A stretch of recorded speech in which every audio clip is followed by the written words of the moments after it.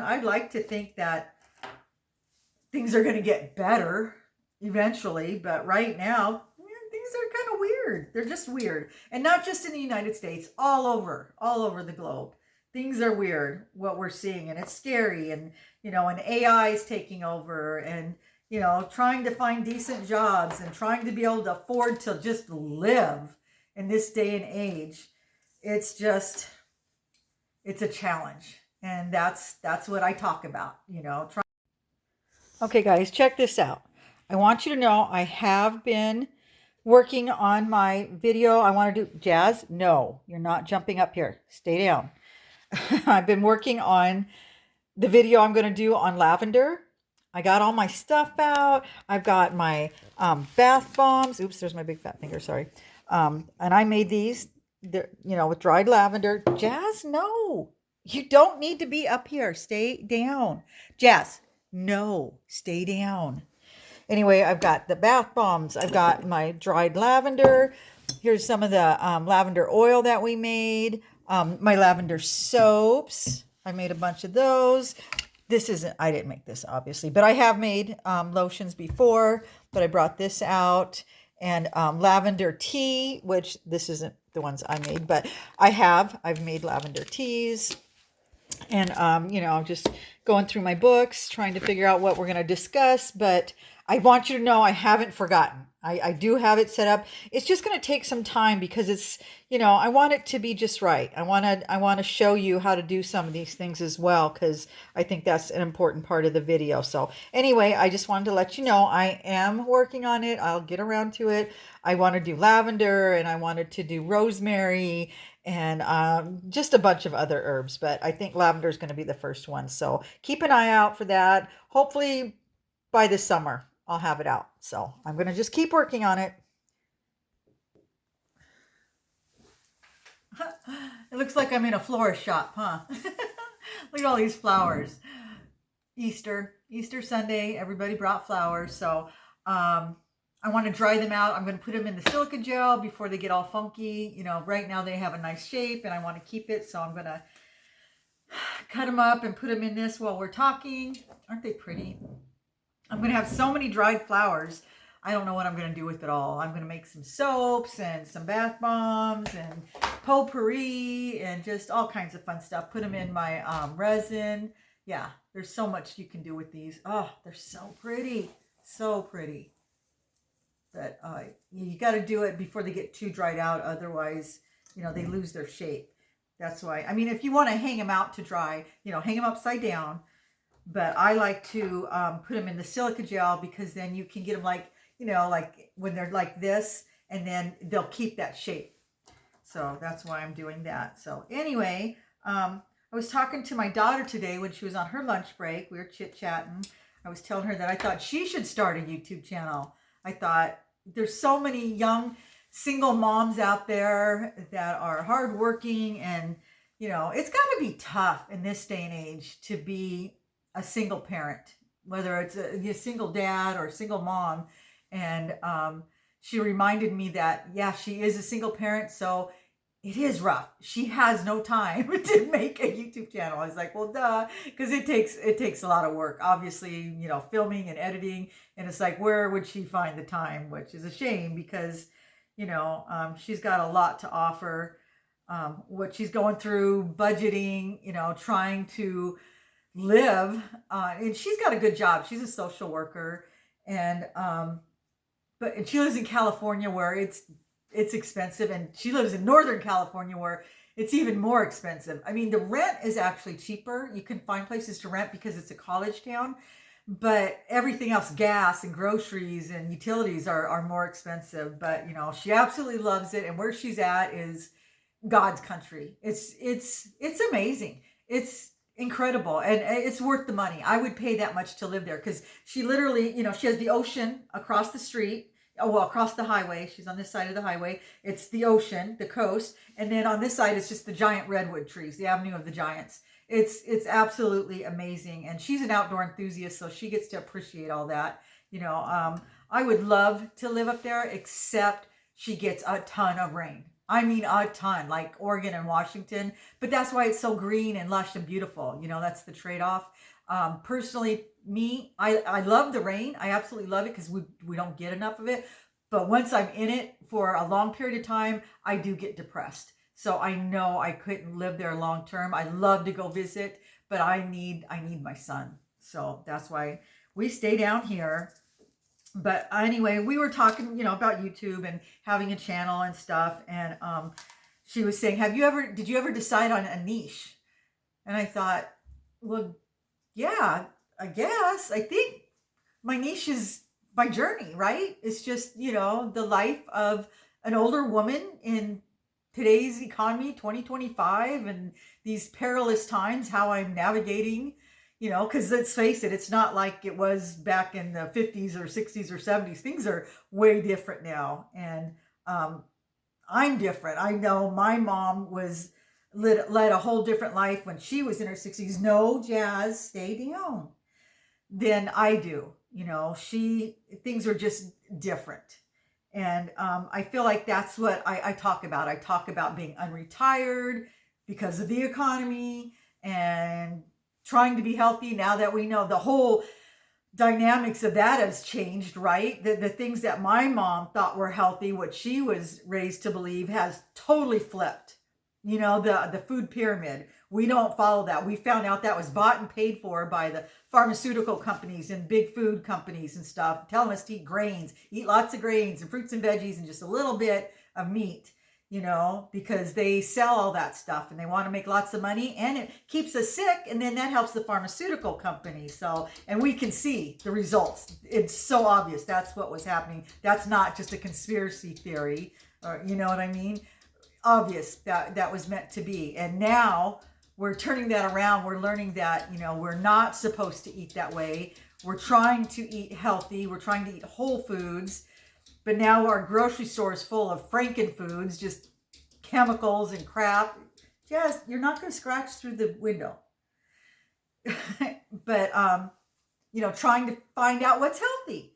We're all doing that. We're all in the same position. We're all trying to eat healthy. We know we're not supposed to eat the processed foods, right? We know we're not supposed to eat that junk. We're trying to limit, sugar. I cut it out completely, but most people are at least trying to limit it. People are steering away, I think, for the most part, from fast food, even though, there's still a lot of fast food places. I think most people know that stuff is toxic and to stay away from it. Especially as we get older, because our health is so much more important now than it was. When you're younger, you're resilient, you can eat that stuff and be okay. At our age, when we eat that stuff, it really takes its toll. So yeah, we're steering away from fast foods and processed foods and just the junk. People know about being hydrated now. These are things we just didn't even discuss back in my mother's day. So yeah, our lives are so different now than our parents' lives. And back then, my parents had pensions.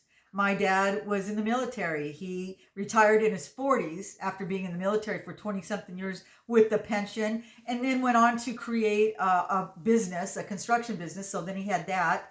And my mom, she worked most of her life, so she had Social Security and they had a pension. And then my dad got Social Security. So they had a whole different way of life, and they bought their home back when their home was, I don't know, 32,000, and then sold it for like 600 grand. You know what I mean? Things were so different. They just had a whole different way of life. And I'm trying to figure it out, because I grew up watching that and thinking that's how life was going to be. And obviously it's not. And I'm supposed to be doing this. I can't multitask. I can't talk and do things at the same time. But so yeah, I think that's what my channel is about. Trying to figure it out. Trying to figure out what it's like to be a senior citizen, because I am. I know you guys hate to hear that, but I'm 63. Anything over 62, actually over 55, you get senior discounts. So I'm a senior. And I'm proud of it, though. I know some people hate it and they think it's the end of the world. That's their problem. I like being older. I like it. I like the benefits. I don't want to go back to reliving my 30s and 40s. They were okay. They were fine, but it was a lot of work. I was still raising a family and all that. I'm past that. Now I'm enjoying having grandkids And life is just different now. Each year comes with different challenges and different benefits. And I like being in my 60s because, like I said, I'm healthier now than I was in my 30s. Maybe that doesn't go for everybody, but for me, I feel better than I've ever felt. I'm, back in the workforce. And just like the rest of you, I'm watching things unfold around us. I don't know what's going on. I have no idea. I don't have my head buried in the sand, but I can't tell you what's going on. Are we going to go into World War III?